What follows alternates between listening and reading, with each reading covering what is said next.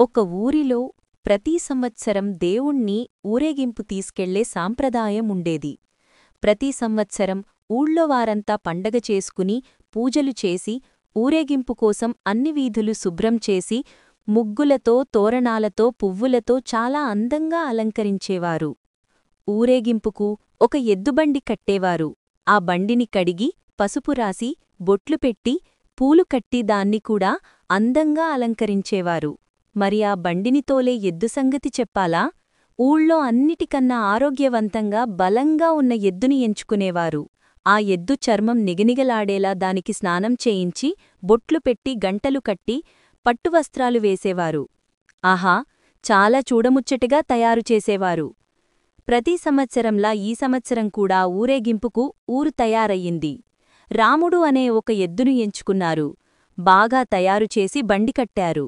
గుడి ముందర నుంచోపెట్టి దేవుడి విగ్రహాన్ని బండిలో పెట్టి హారతి ఇచ్చి ఊరేగింపు మొదలెట్టారు.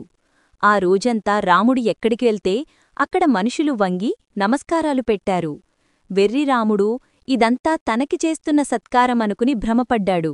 రోజంతా చాలా గర్వంగా పొగరుగా కొమ్ములు పైటిపెట్టి ఛాతీ బయటికి పెట్టి నడిచాడు. తనలో తానే మురిసిపోయి పొంగిపోయాడనుకోండి.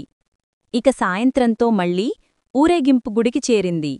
ఎదురు సన్నాహంతో బాజాభజంత్రీలతో గ్రామ ప్రజలు తమ దేవుడి విగ్రహాన్ని బండిలోంచి దింపి లోపలి తీలుకొని వెళ్లారు. విగ్రహం బండిలోంచి దిగంగానే ఇంకేముంది, అందరూ రాముణ్ణి మర్చిపోయారు. ఎవరి పనుల్లో వాళ్లు పడిపోయారు.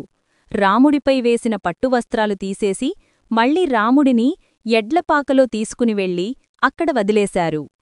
ఎవ్వరూ దండాలు పెట్టలేదు. అప్పుడు రాముడికి అర్థమయ్యింది, మనుషులు గౌరవం ఇచ్చేది మనకి కాదు, మనం చేసే పనులకని.